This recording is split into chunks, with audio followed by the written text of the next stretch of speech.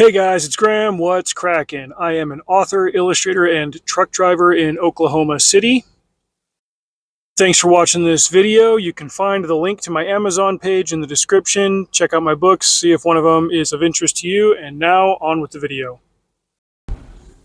Personally, I think Michael Crichton did the best work in the middle of his career. If we're to divide it up in thirds with regard to his publishing, the first third was the stuff that he wrote under an assumed name or under pen name while he was in medical school. Those are kind of cheap and easily digestible and disposable thrillers. The middle third is his much more adventurous kind of gonzo stuff that mixes science and history and just really radical ideas with as much practical knowledge as he can muster. And then the final trimester, we'll say, it started to get a little bit weird. I'll cover those books in a later video. But in that middle segment, you get the winners that mostly got turned into movies, like Jurassic Park and Lost World, Congo, which was less successful than the others. At the very tail end of it was Timeline, but in the middle of all of those was Sphere. Sphere kind of gets a bad rap because it's not as conventional as the other ones. It's a little bit more experimental. A lot of people who watch my videos, who listen to my videos, also listen to the Writer Dojo. And Steve and Larry both took a shot at this book. They didn't like the way that it ended. I'm here to defend it a little bit because I think Crichton was trying to accomplish something a little bit more far-reaching with this one. The premise of the book is that the Navy finds a crashed spaceship deep underwater, and they're putting together a team of scientists in different fields to dredge it up, analyze it, figure out how to respond to this new discovery. One of the main characters is a guy named Norman. He's a psychologist. There's a woman named Beth. There's another guy named Harry. There's a guy named Ted. These are all kind of just standard issue Crichton characters. They're very, very competent in their fields. They've got their own limitations, and they work off of each other well as a group. One of the first things that the Navy discovers about this ship is that it's A, from the USA, and B, from the future. Of a special interest is the fact that it looks to be a couple of hundred years advanced from their current level of technology, but they also know that it's been undersea for about 300 years. So, yeah, there's a gap here.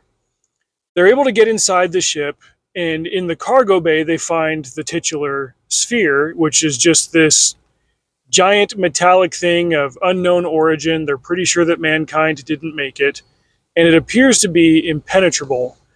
They're trying out different things, scratching it, hitting it with sonar technology, whatever, like figuring out what the heck this thing is, why it's on this ship, why there's no crew on this ship, etc., etc.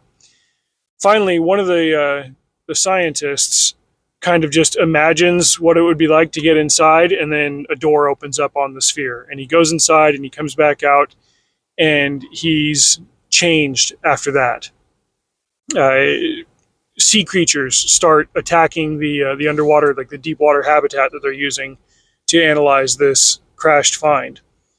Other scientists throughout the course of the story end up going into the Sphere and coming out, and same thing, like having this sort of phobophage type reaction to it, where they start imagining things and then those things appear and start attacking the habitat. And eventually they deduce that this thing gives anybody who enters it the power of imagination.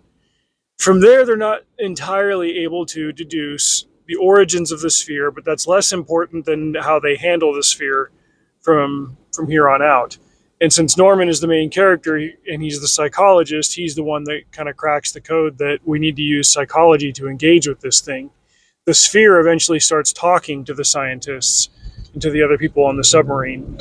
And it's got this kind of childlike, entity within it that doesn't know morality, it doesn't know other things that are valuable to the human psyche, but it just has this power. And it's fascinated by humans because humans have imagination, and apparently the entity within the Sphere does not. There's a blend of horror film in this as well, because as people start conjuring up different things and the situation gets worse and worse, people on the sphere and the habitat start dying. They're stranded and isolated from their assistants up on the surface because there's a sea storm. They had to abandon the habitat for a week. So you get a lot of those conventional elements, but you also get the imaginative elements of Crichton. And he goes just slightly meta with this one when Norman finally enters the sphere, and he has that conversation with the sphere itself, whatever powerful pseudo-deific being is inside it, who tells Norman, just as he told the others, like the human capacity for imagination is its greatest power. From there, Norman and the others kind of have to figure out how to escape the sphere and the habitat and basically like the human-sized mousetrap that it's become. And I think this is especially where Steve Diamond criticized the ending of the book, because he thought that it was dumb that Norman and Harry and Beth, the three survivors, kind of joined hands and all imagined things at the same time, mainly imagining the sphere disappearing.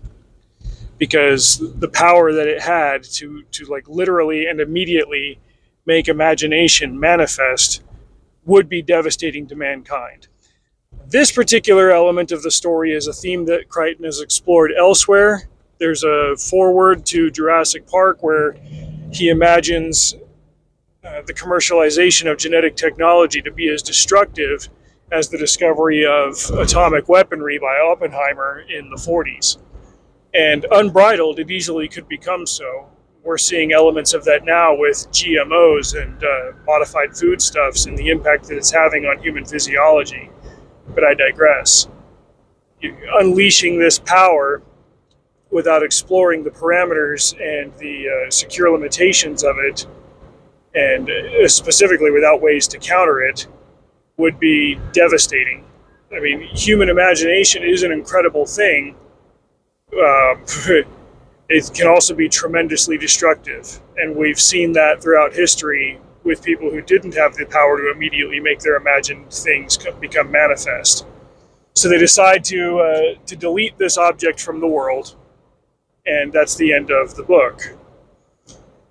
There's another element of the story that has stuck in my mind throughout the years, and I don't think I've read this book since the late 90s, but this particular aspect of it has just remained in my memory, where they're trying to wrap their heads around what the sphere is.